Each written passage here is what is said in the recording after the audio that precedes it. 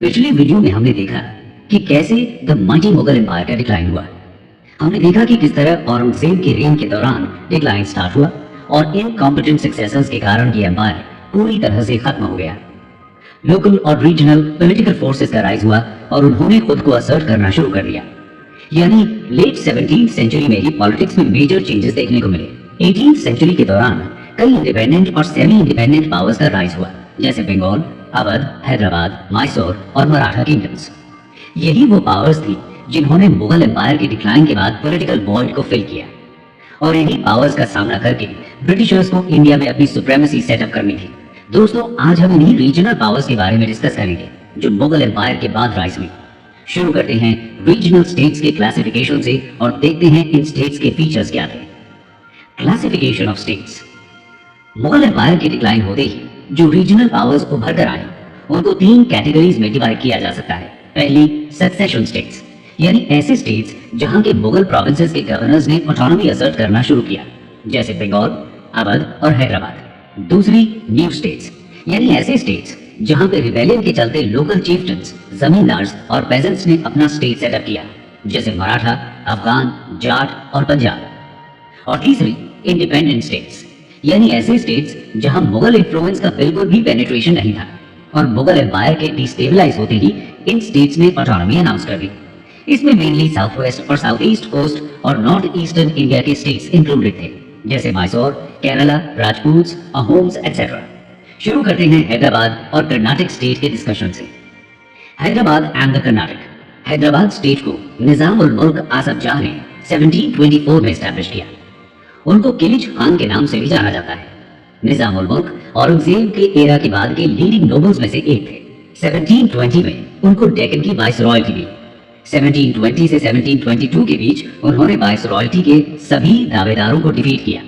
1722 से 1724 के बीच वो मुगल एम्पायर के वजीर थे।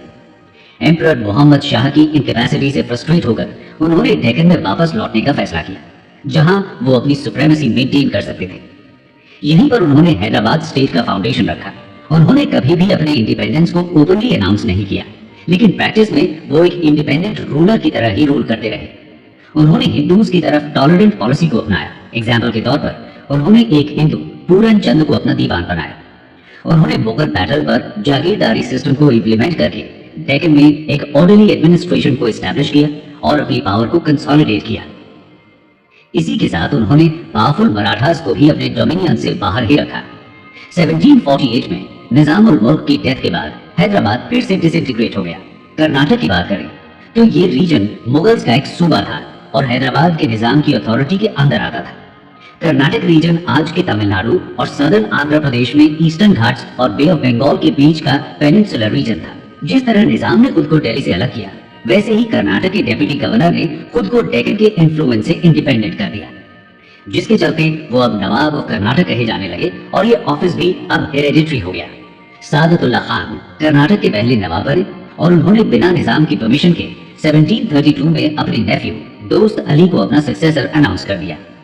1740 के बाद नवाबशिप के लिए इंटरनल स्ट्रगल्स होने लगे, जिसका फायदा यूरोपियन ट्रेडिंग कंपनीज ने उठाया और अब वो इंटरनल पॉलिटिक्स में डायरेक्टली इंटरफेयर करने लगे। अब आगे बढ़ते हैं और देखते हैं बंगाल के राइज के बारे में। बंगाल सेंट्रल अथॉरिटी की वीकनेस के चलते एक्सेप्शनल एबिलिटी के 2 लोगों ने बंगाल को एक वर्चुअली इंडिपेंडेंट स्टेट बना दिया, और ये 2 लोग थे मुर्शीद अली खान और अलीवर्दी खान। 1717 में मुर्शीद अली खान बंगाल के गवर्नर बने। उन्होंने बंगाल को इंटरनल और एक्सटर्नल डेंजर से फ्री करके शांति की स्थापना की। बंगाल को जमींदार्स के द्वारा होने वाली अपराइजिंग से फ्री कर दिया। 1727 में उनकी डेथ हुई और उनके सन इन लॉ शुजाउद्दीन को सक्सेसर बनाया गया। शुजाउद्दीन ने 1739 तक बंगाल पर रूल किया। 1739 में राजमहल सिटी के फौजदार अलीवर्दी खान ने शुजा के सन सरफराज खान को मार दिया और खुद को बंगाल का नवाब डिक्लेयर कर दिया। इन तीनों नवाब्स ने बंगाल को पीस और ऑर्डरली एडमिनिस्ट्रेशन का एक लंबा दौर दिया और ट्रेड एंड इंडस्ट्री को प्रमोट किया। मुर्शीद अली खान ने बंगाल में रेवेन्यू फार्मिंग के सिस्टम को इंट्रोड्यूस किया।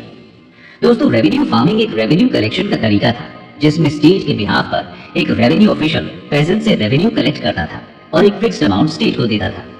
खान ने लोकल जमींदार्स और मर्चेंट बैंकर्स से रेवेन्यू फार्मर्स को रिक्रूट किया उन्होंने डिस्ट्रेस में जी रहे पुअर कल्टीवेटर्स के लिए एग्रीकल्चरल लोन्स का प्रोविजन भी रखा, जिसको टक्रावी कहा जाता था। मुर्शीद खान और उनके सक्सेसर्स ने हिंदू और मुस्लिम्स दोनों को ही एम्प्लॉयमेंट की इक्वल अपॉर्चुनिटीज दी। हाईएस्ट सिविल और मिलिट्री पोस्ट्स को बंगाली से फिल किया गया, जो मोस्टली हिंदू थे। अली वर्दी खान ने इंग्लिश और फ्रेंच को कैलकाटा और चंद्रनगर की फैक्ट्रीज को फोर्टिफाई करने की परमिशन नहीं दी, लेकिन बंगाल के नवाब शॉर्ट साइटेड साबित हुए। उन्होंने इंग्लिश ईस्ट इंडिया कंपनी की बढ़ती टेंडेंसी को इफेक्टिवली एंड नहीं किया। उनका मानना था कि सिर्फ एक ट्रेडिंग कंपनी उनकी पावर को थ्रेटन नहीं कर सकती। बंगाल के नवाब ने एक स्ट्रॉन्ग आर्मी होने की नीड को अंडर एस्टिमेट किया, जिसका उन्हें भारी नुकसान उठाना पड़ा। 1756-57 में अली वर्दी के सक्सेसर सिराजुद्दौला पर जब ईस्ट इंडिया कंपनी ने वॉर डिक्लेयर किया, तब एक स्ट्रॉन्ग आर्मी की एब्सेंस के चलते ब्रिटिशर्स की विक्ट्री हुई। अब देखते हैं अवध स्टेट के बारे में। अवध की इंडिपेंडेंट प्रिंसिपैलिटी के फाउंडर थे सादत खान बुरहान उल मुल्क, जिनको 1722 में अवध का गवर्नर बनाया गया था। उनके अपॉइंटमेंट के दौरान अवध प्रोविंस में कई जमींदार ने रिबेलियन कर दिया था। कई सालों तक सादत खान को उनसे वॉर करना पड़ा। फाइनली लॉलेसनेस और बड़े जमींदार को सप्रेस करने में वो सक्सेसफुल रहे। 1723 में उन्होंने एक नया रेवेन्यू सेटलमेंट किया। उन्होंने इक्विटेबल लैंड रेवेन्यू को इंट्रोड्यूस करके पेजेंट्स की कंडीशन में सुधार किया। इसी के साथ उन्होंने पेजेंट्स को बड़े जमींदार के ऑपरेशन से भी प्रोटेक्शन प्रोवाइड की। बंगाल नवाब्स की तरह उन्होंने भी हिंदूज और मुस्लिम्स के बीच डिस्क्रिमिनेशन नहीं किया। ऐसा बताया जाता है कि नादिर शाह के 1739 की इन्वेजन में बड़ी मात्रा में लूट की डिमांड के चलते उन्होंने सुसाइड कर लिया। उनके नेफ्यू सफदरजंग ने फिर उनको सक्सीड किया। सफदरजंग को 1748 में मुगल एम्पायर का वजीर बनाया और उनको इलाहाबाद का प्रोविंस भी ग्रांट किया गया। 1754 में उनकी डेथ हुई। अपनी डेथ के पहले उन्होंने अवध और इलाहाबाद में पीस एस्टैब्लिश किया। उन्होंने मराठा सरदार से भी अलायंस किया, जिससे मराठा इंकर्जन से बचा जा सके। राजपूत चीफ्स की लॉयल्टी भी उन्होंने हासिल की। सफदरजंग ने एक इक्विटेबल जस्टिस सिस्टम को भी एस्टैब्लिश किया। आगे बढ़ते हैं और देखते हैं मैसूर स्टेट के बारे में। मैसूर दोस्तों, साउथ इंडिया में हैदराबाद के अलावा एक और इम्पोर्टेंट पावर यानी मैसूर का राइज हैदर अली के अंडर 18th सेंचुरी में हुआ। विजयनगर एम्पायर के एंड होने के बाद से ही मैसूर स्टेट ने अपना इंडिपेंडेंस बनाए रखा। मुगल एम्पायर का वो सिर्फ एक नॉमिनल पार्ट था। 1721 में पैदा हुए हैदर अली ने अपने करियर की शुरुआत मैसूर आर्मी में एक छोटे से ऑफिसर के रूप में की। वो एक ब्रिलियंट कमांडर थे। उन्होंने वेस्टर्न मिलिट्री ट्रेनिंग की इंपॉर्टेंस को समझा और इसे अपने ट्रूप्स में लागू किया। मैसूर के रूलर नंजराज को उन्होंने 1761 में ओवरथ्रो कर दिया और अपनी अथॉरिटी एस्टैब्लिश की। नंजराज वोडिया डायनेस्टी से बिलोंग करते थे। सभी रेबल्स को उन्होंने कंट्रोल में किया और जल्द ही बिजनूर, सुंडा, सेरा, कनारा और मालाबार को कैप्चर किया। उन्होंने भी रिलीजियस टॉलरेंस की पॉलिसी को अपनाया। वो लगातार मराठा सरदार, निजाम और ब्रिटिश के साथ वॉर में एंगेज रहे। 1782 में उनकी डेथ हुई और उनके बेटे टीपू सुल्तान ने उनको सक्सीड किया। टीपू सुल्तान ने नए कैलेंडर, कॉइनेज सिस्टम और वेट्स और मेजर्स के स्केल्स को भी इंट्रोड्यूस किया। उनकी आर्मी में मस्केट्स और बेयोनेट्स का इस्तेमाल किया जाता था, जो कि यूरोपियन फैशन में बनाए जाते थे और मैसूर में ही मैन्युफैक्चर किए जाते थे। 1796 में उन्होंने एक मॉडर्न नेवी को बनाने का भी एफर्ट किया। 1799 में हुए 4th एंग्लो मैसूर वॉर में उनकी डेथ हो गई। अब बढ़ते हैं केरला की तरफ। केरला 18th सेंचुरी की शुरुआत में Kerala large number of feudal chiefs और राजाज में डिवाइडेड था। किंग मार्तंड वर्मा ने ट्रावनकोर किंगडम को 1729 के बाद एस्टैब्लिश किया। उनके एम्पायर की बाउंड्रीज कन्याकुमारी से कोचिन तक एक्सटेंड करती थी। उन्होंने वेस्टर्न मॉडल पर बेस्ड एक स्ट्रॉन्ग आर्मी ऑर्गेनाइज की और मॉडर्न वेपन्स का यूज किया। उन्होंने कई इरिगेशन वर्क्स करवाए, रोड्स बनवाई और कम्युनिकेशन के लिए कनाल्स बनवाए। यहाँ तक कि फॉरेन ट्रेड को भी एक्टिवली इंकरेज किया। 18th सेंचुरी में मलयालम लिटरेचर का रिमार्केबल रिवाइवल देखने को मिला। यह रिवाइवल केरला के राजाज और चीफ्स के कारण हुआ, जो लिटरेचर के ग्रेट पेट्रन थे। 18th सेंचुरी के सेकेंड हाफ में त्रिवेंद्रम, जो कि ट्रावनकोर की कैपिटल थी, संस्कृत स्कॉलरशिप के एक फेमस सेंटर के रूप में उभर कर आया। मार्तंड वर्मा को राम वर्मा ने सक्सीड किया और दोनों ने मिलकर ट्रावनकोर किंगडम में लंबे समय तक पीस एंड प्रोग्रेसिव माहौल बनाए रखा। दोस्तों, अब बात करते हैं दिल्ली के आसपास के एरियाज के बारे में और देखते हैं मुगल एम्पायर के डिक्लाइन के बाद इनमें क्या डेवलपमेंट्स हुए। सबसे पहले बात करेंगे राजपूत की। राजपूत दोस्तों, मुगल एम्पायर की बढ़ती वीकनेस के चलते राजपूत स्टेट्स ने भी अपने आप को वर्चुअली फ्री करने की कोशिश की और साथ ही बाकी के एम्पायर में अपने इन्फ्लुएंस को बढ़ाने की भी कोशिश की। राजपूताना स्टेट्स अभी भी आपस में डिवाइडेड थे। लगभग सभी बड़े राजपूत स्टेट्स के बीच सिविल वॉर्स होते ही रहते थे। मुगल कोर्ट की तरह यहाँ भी करप्शन, धोखाधड़ी फैली हुई थी। इसी के चलते मारवाड़ के राजा अजीत सिंह को उनके ही बेटे ने 1724 में मार दिया, जो वहां के बिगड़ते हालातों का गवाह है। 18th सेंचुरी के सबसे आउटस्टैंडिंग राजपूत रूलर थे राजा सवाई जयसिंह ऑफ आम्बेर, जिन्होंने 1699 से 1743 तक रूल किया। वो एक डिस्टिंग्विश्ड स्टेट्समैन, लॉ मेकर और रिफॉर्मर थे। वो जयपुर सिटी के फाउंडर थे और उसको साइंस और आर्ट का एक ग्रेट सेंटर बनाया। जयसिंह एक ग्रेट एस्ट्रोनॉमर भी थे, जिन्होंने दिल्ली, जयपुर, उज्जैन, वाराणसी और मथुरा में एस्ट्रोनॉमिकल ऑब्जर्वेटरीज बनवाए। दिल्ली के जंतर मंतर को तो हम सब जानते ही हैं। वो एक सोशल रिफॉर्मर भी थे। अपनी बेटियों की शादी में होने वाले लैविश एक्सपेंडिचर को कम करने के लिए उन्होंने एक लॉ को पास किया, क्योंकि इस प्रैक्टिस ने फीमेल इन्फेंटिसाइड जैसी प्रैक्टिस को बढ़ावा दिया।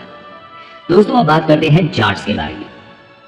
जाट्स एक एग्रीकल्चरिस्ट क्लास थी जो दिल्ली, मथुरा और आगरा के आसपास के रीजन में रहती थी। 1669 में औरंगजेब के रूल में मथुरा रीजन के जाट पेजेंट्स ने रिवोल्ट किया और ऐसा ही एक और रिवोल्ट 1688 में दोबारा हुआ। इन रिवोल्ट्स को क्रश तो कर दिया गया, लेकिन ये एरिया डिस्टर्ब ही रहा। औरंगजेब की डेथ के बाद दिल्ली के रीजन में वो लगातार डिस्टर्बेंसेस क्रिएट करते रहे। भरतपुर एक जाट स्टेट था जिसको चूड़ामन और बदन सिंह ने सेटअप किया था, जो कि आज ईस्टर्न राजस्थान के भरतपुर डिस्ट्रिक्ट में है।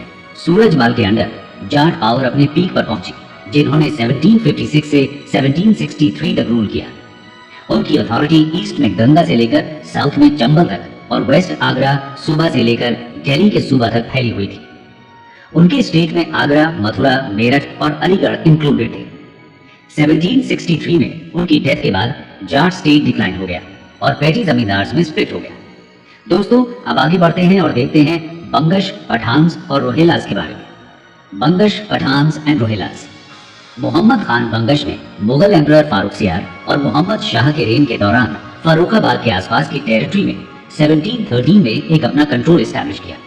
यहीं से बंगश पठान्स की शुरुआत हुई। 1739 के नादिर शाह के इन्वेजन के दौरान अली मोहम्मद खान ने रोहिलखंड नाम से एक अलग प्रिंसिपैलिटी को कार्व आउट किया। रोहिलखंड हिमालयाज के फुटहिल्स में था, यानी साउथ में गंगा और नॉर्थ में कुमाऊं हिल्स के बीच ये किंगडम था। अब देखते हैं एक इंपॉर्टेंट रीजनल पावर सिख्स के बारे में। सिख्स। दोस्तों, 10th और लास्ट सिख गुरु गोविंद सिंह ने मुगल्स की रिपीटेड एट्रोसिटी से बचने के लिए सिख्स को एक मिलिटेंट सेक्ट में ट्रांसफॉर्म किया। उनकी लीडरशिप में सिख कम्युनिटी एक पॉलिटिकल और मिलिट्री फोर्स बनी। बंदा बहादुर, जिन्होंने 1708 में लीडरशिप अस्यूम की, ने 8 साल तक मुगल आर्मी के अगेंस्ट स्ट्रगल किया और पेजेंट्स और लोअर कास्ट लोगों के साथ मार्च किया। 1715 में उनको कैप्चर कर लिया गया और मार दिया गया। नादिर शाह और अहमद शाह अब्दाली के लगातार इन्वेजन्स और पंजाब एडमिनिस्ट्रेशन के फेल होने से सिख्स को एक बार फिर से राइज होने का मौका मिला। 1765 से 1800 के बीच सिख्स ने पंजाब और जम्मू को अपने कंट्रोल में ले लिया। सिख्स ने खुद को 12 मिसल्स यानी एक तरह की कन्फेडरेसीज में ऑर्गेनाइज किया। ये सभी मिसल्स आपस में कोऑपरेशन में रहते थे। 18th सेंचुरी के एंड में सुकर चकिया मिसल के चीफ रणजीत सिंह प्रोमिनेंस में आए। वो एक स्ट्रॉन्ग और करेजियस सोल्जर थे और एक एफिशिएंट एडमिनिस्ट्रेटर थे। 1799 में उन्होंने लाहौर और 1802 में अमृतसर को कैप्चर किया।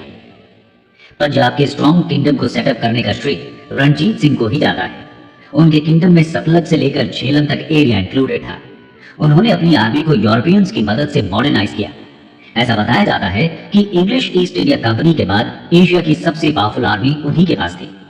उनकी रेन के अंतिम समय में ब्रिटिश ने उनको 1838 में ट्राइपार्टाइट ट्रीटी साइन करवाई, जिसमें उन्होंने ब्रिटिश आर्मी को पंजाब से काबुल की तरफ पास होने की परमिशन दी। इसके बाद फर्स्ट एंग्लो अफगान वॉर हुआ, जिसमें ईस्ट इंडिया कंपनी और रणजीत सिंह ने कुछ हद तक कोऑपरेट भी किया। 1839 में उनकी डेथ हुई और उनके सक्सेसर्स स्टेट को इंटैक्ट नहीं रख पाए और जल्द ही ब्रिटिश ने उस पर कब्जा कर लिया। अब बात करते हैं लास्ट और एक इंपॉर्टेंट रीजनल पावर यानी मराठास के राइज और फॉल के बारे में। Rise and fall of the Marathas. Succession states में मुगल एम्पायर के सामने सबसे बड़ा चैलेंज मराठा किंगडम की तरफ से आया। बल्कि ये कहा जा सकता है कि सिर्फ मराठा किंगडम ही मुगल एम्पायर को रिप्लेस करने की स्ट्रेंथ रखता था।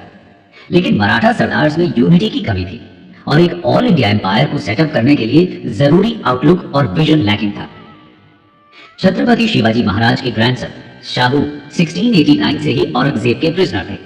1707 में औरंगजेब की डेथ के बाद उनको रिलीज कर दिया गया और जल्द ही सतारा की शाहू और कोल्हापुर की ताराबाई के बीच एक सिविल वॉर छिड़ गई। मराठा सरदार्स में एक फैक्शनलिज्म क्रिएट हो गया। इस कॉन्फ्लिक्ट के बीच बालाजी विश्वनाथ की लीडरशिप में मराठा गवर्नमेंट में एक नए तरह का सिस्टम इवॉल्व हुआ। ये पीरियड पेशवा डोमिनेशन का पीरियड था, जिसमें मराठा स्टेट एक एम्पायर में ट्रांसफॉर्म हुआ। विश्वनाथ 1713 में पेशवा यानी चीफ मिनिस्टर बने। स्टेट की सारी पावर पेशवा के पास होने लगी, यानी पेशवा एक तरह से मराठा एम्पायर का फंक्शनल हेड था। 1719 में विश्वनाथ ने मुगल एम्परर फारूक सियार को ओवरथ्रो करने में सैयद ब्रदर्स की भी मदद की। यहां से उनको मुगल एम्पायर की वीकनेस का पता चला और अब वो नॉर्थ में एक्सपैंड करने के लिए तैयार हुए। 1720 में बालाजी विश्वनाथ की डेथ हुई और उनके 20 साल के बेटे बाजीराव I ने उनको सक्सीड किया। बाजीराव की लीडरशिप में मराठास ने मुगल एम्पायर के अगेंस्ट कई कैंपेन्स किए। 1740 में बाजीराव की डेथ तक मराठास ने मालवा, गुजरात और बुंदेलखंड के कुछ पार्ट्स को कॉन्कर कर लिया था। इसी पीरियड में गायकवाड़, होलकर, सिंधिया और भोसले मराठा फैमिलीज प्रोमिनेंस में आई। बाजीराव के रेन में किंगडम ऑफ महाराष्ट्र से बढ़कर मराठा स्टेट अब एक एम्पायर बन गया था, जो नॉर्थ में एक्सपैंड कर रहा था, लेकिन एडमिनिस्ट्रेशन पर खास ध्यान नहीं दिया गया। 1740 से 1761 के बीच पेशवा थे नाना साहेब यानी बालाजी बाजीराव। 1749 तक स्टेट अफेयर्स अब पेशवा के हाथों में आ चुके थे।